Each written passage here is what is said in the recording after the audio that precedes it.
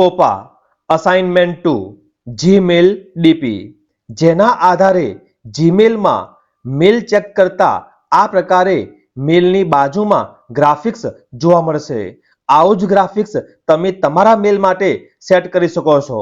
તો તે માટે અસાઇનમેન્ટ 2 જીમેલ ડીપી પૂર્ણ કરીશું, જેમાં સૌથી પહેલા જીમેલને કોમ્પ્યુટરમાં ઓપન કરીશું, જેથી આ પ્રકારની સ્ક્રીન જોવા મળશે. ત્યાં કોર્નરમાં સી સિમ્બોલ જોવા મળે છે, ત્યાં જઈને ક્લિક કરીશું. તેથી આ પ્રકારના બોક્સમાં ઈમેલ આઈડી અને નીચે ડીપી જોવા મળશે.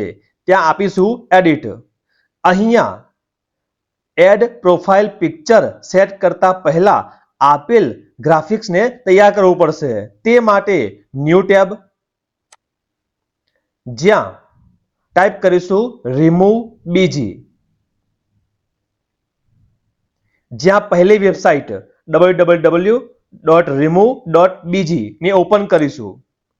અહીંયા આપેલ છે અપલોડ ઓપ્શન. અપલોડ ઓપ્શનને સિલેક્ટ કરીશું અને જે ફોટો મૂકવો હોય તે ફોટાને સિલેક્ટ કરીશું. તમારો ફોટો પણ લઈ શકો છો. આ પ્રકારે બેકગ્રાઉન્ડ રિમૂવ થઈ જાય પછી આપીશું ડાઉનલોડ. તો આ પ્રકારે ડાઉનલોડ ફોલ્ડરમાં ડાઉનલોડ થયેલ છે તે ફાઇલ. ત્યાર પછી બીજી એક ટેબ લઈશું, ત્યાં ટાઈપ કરીશું જીટર. ત્યાં પણ જીટર.વિડિયો વેબસાઇટને ઓપન કરીશું.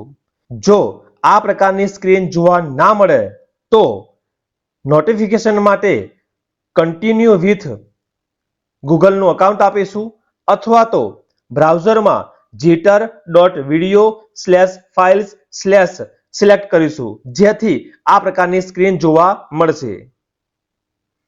જ્યાં ક્રિએટ ન્યૂ ફાઇલ સિલેક્ટ કરીશું, જ્યાં ડિઝાઇન ઓપ્શનમાં બેકગ્રાઉન્ડમાં કોઈ પણ કલરને સિલેક્ટ કરીશું.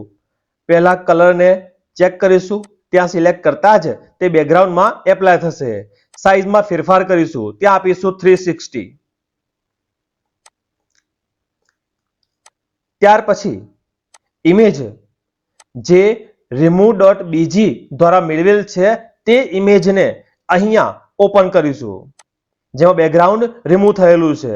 તો આ પ્રકારની ઇમેજ જોવા મળશે, જે એડજસ્ટ કરીશું. ત્યાર પછી એનિમેશન,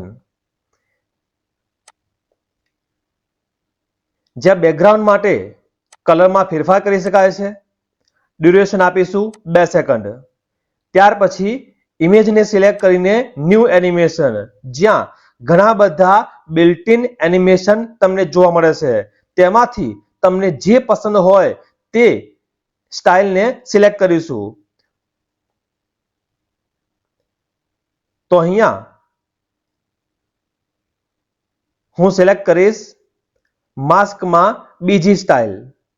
સિલેક્ટ કરતા તે એપ્લાય થયેલી જોવા મળે છે. તે સ્ટાઇલને ફરી પ્લે કરવી હોય તો અહીંયા પ્લે સિલેક્ટ કરીશું, જેથી તમને પ્રિવ્યુ જોવા મળશે. ત્યાર પછી આપીશું એક્સપોર્ટ. એક્સપોર્ટમાં 2xgif જે ફ્રીમાં અવેલેબલ છે તેટલા માટે. થોડા સમયમાં ફાઇલ તૈયાર થશે. ત્યાં આપીશું ડાઉનલોડ. આ ડાઉનલોડ થયેલી ફાઇલને નામમાં ફેરફાર કરીશું. આપીશું કોપા, જે GIF ફાઇલ છે. ત્યાર પછી આવી જઈશું જીમેલમાં. Add profile picture from computer, upload from computer, જ્યાં કોપા GIF ફાઇલને ઓપન કરીશું.